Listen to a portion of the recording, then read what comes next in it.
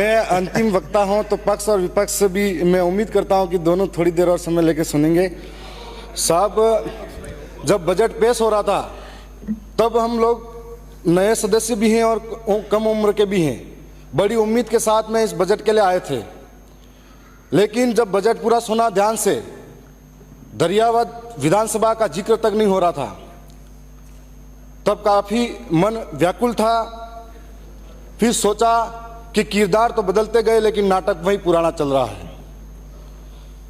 माननीय अध्यक्ष महोदय, बजट में जिक्र था पानी, बिजली, सड़क, विकास, और इस बार जो ये गर्मी के दिन निकले थे, मेरी विधानसभा के अंदर इस तरह के हालात बने हुए हैं कि कहीं कहीं ऐसा इलाका है जहां पर 1-1, 2-2 किलोमीटर तक पानी के लिए दूर दूर तरसना पड़ता है। कोई पानी की व्यवस्था नहीं है।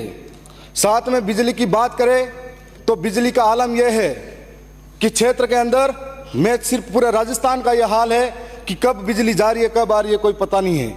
और शहरों के अंदर तो बिजली दिन में 24 घंटे भी देते हैं, लेकिन गांव के अंदर पता नहीं इंसान रहते हैं या नहीं रहते हैं, इसलिए गांवों के अंदर बिजली नहीं देते हैं। 2 से 3 घंटा बिजली मिलती है। रात इतनी परेशानी, 4-4 महीने का, 3-3 महीने का बच्चा पूरी रात रोता है, उसकी माँ को कहता है, और माँ बाप सोच नहीं पाते हैं। किसान रोता है कि खेत तक जाए और पीछे से वापिस बिजली कट जाती है। यह आलम बिजली का है। माननीय अध्यक्ष महोदय, मैं सड़क की बात करूं तो हमारे साथ इस तरह का धोखा हुआ है कि आज़ादी के आज 75-76 वर्षों बाद भी मेरी विधानसभा के ऐसे कई इलाके हैं जहां पर आज भी रोडें नसीब नहीं है उन लोगों को, और आज इस बजट में हमारे इस तरह का कोई नाम तक नहीं आया। सड़क की बात करें तो बारिश के टाइम पे बहुत सारे गांव ऐसे इलाके में बसते हैं जहां पर अगर पानी आ जाता है, नाला भरा रहता है, तो उसको कोई मरीज बीमार हो जाता है, उसको इंतजार करना पड़ता है कि उस नाले को पार करो, पानी नीचे जाएगा तब। ये हालात बने हुए हैं। और एक विकास के नाम पर आदिवासियों के साथ में बहुत बड़ा धोखा हुआ। मैं बजट के बारे में बड़ी उम्मीदें लेकर बैठा था, न सड़क के लिए, न बिजली के लिए, न पानी के लिए कोई बड़ी व्यवस्था हुई। साथ में मैं कहना चाहूंगा कि माननीय शिक्षा मंत्री जी, ये बहुत बड़ा जिम्मेदारी वाला पद होता है, और उन्होंने बड़े शान से ये कहा कि आदिवासी इनके बाप की औलाद है कि नहीं, इनके डीएनए की जांच करनी चाहिए। तब मैं ये कहना चाहूंगा, ये बजट का पार्ट नहीं। माननीय अध्यक्ष महोदय, बजट का पार्ट नहीं है। बजट पे बोलिए। मैं ये कहना चाहूंगा, माननीय साहब, बजट पे बोलिए। मैं बजट पे ही आ रहा हूँ। ये बजट पे नहीं, आ जाइए, 3 मिनट ही है आपके पास। माननीय अध्यक्ष महोदय, मैं ये कहना चाहूंगा कि एक जिम्मेदारी वाले पद पर उनको आदिवासी अंचल के अंदर शिक्षा की व्यवस्था कैसी है, इस व्यवस्था की तरफ झांकना चाहिए था। हम लोगों ने मांग की थी कि 45-50 किलोमीटर दूर दूर तक मेरे भाई, मेरे जैसे नौजवान, मेरी बहनें जिनके लिए महाविद्यालय नहीं है उस क्षेत्र के अंदर, 45-50 किलोमीटर दूर दूर तक महाविद्यालय के लिए जाना पड़ता है। एक महाविद्यालय है जिसके अंदर 80 सीटें हैं, उनको बढ़ाने के लिए मैंने पीजी के लिए बात रखी थी, नहीं कर पाए। और आज ये आलम है कि हम लोग आर्थिक रूप से सक्षम नहीं है। पढ़ने वाला नौजवान प्राइवेट स्कूलों की फीस भरने के लिए अहमदाबाद, बंबई, गुजरात तक मजदूरी करने जाता है। तो ऐसी स्थिति में हमने कॉलेज की मांग करी थी, बालिका महाविद्यालय की मांग करी थी, हमने नर्सिंग कॉलेज की मांग करी थी। हमारे क्षेत्र के अंदर किसान बहुत सारे हैं जिनके पास नॉलेज अच्छा है, लेकिन किसान कृषि महाविद्यालय नहीं है।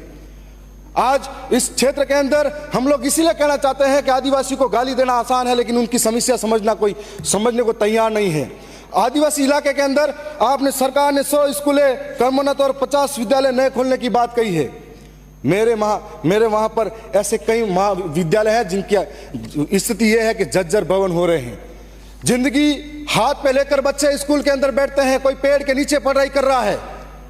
और इस स्थिति के अंदर हम ये सोचते हैं, उम्मीद थी कि इस बार नए स्कूल कर्मोन्नत भी होंगे और नए हमको भवन भी मिलेंगे।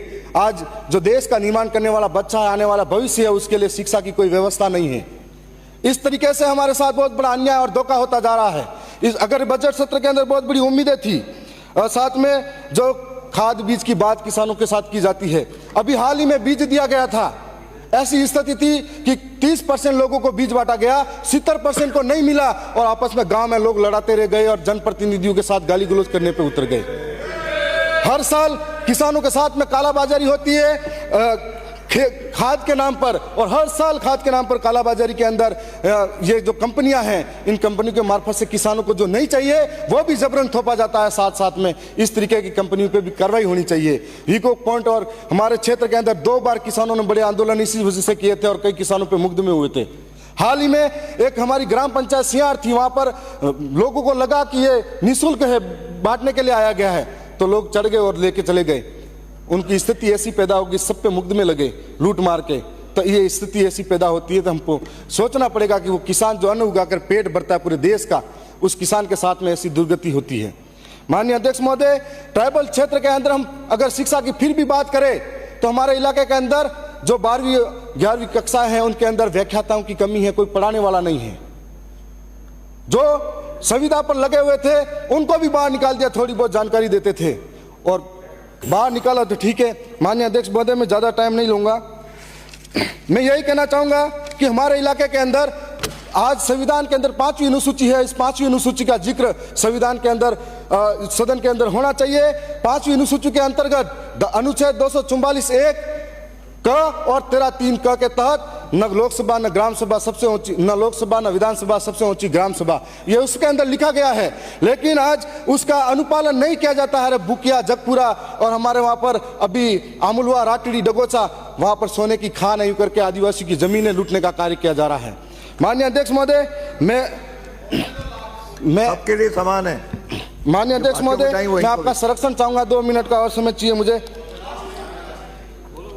महात्मा गांधी नरेगा कार्य वालों के अंदर लेबर को जो पेमेंट दिया जाता आज कम है। हम लोग दाल, मिर्ची और सारी चीजें महंगी होती जा रही है, तो आज इनके लिए लेबर का पेमेंट जो बढ़ाया जाए और नरेगा के जो मेड है उनके लिए स्थायी पहचान। मैं लास्ट 1-2 लाइनें कह के समाप्त कर रहा हूं। देखो मुझे कि जनता की आवाज सुनो, जनता है नाराज सुनो, कल तक जो खामोशी थी चीख रही है आज सुनो, क्रांति का आगाज सुनो, गिरने वाली गाज सुनो, सहा बहुत है अब तक हमने बदल रहा अंदाज सुनो, जनता का है राज सुनो, जनता ही सरताज सुनो, बने रहोगे कब तक हमारे जनता की आवाज सुनो। मैं इतना ही कहूंगा। मैं ये कहूंगा कि जब शिक्षा मंत्री डीएनए की बात करते हैं तो इस देश के अंदर हम ये कहना चाहेंगे, सदन की बैठक हम हमारे डीएनए सोमवार दिनांक 15 जुलाई 2024 के प्रातः 11 बजे तक के लिए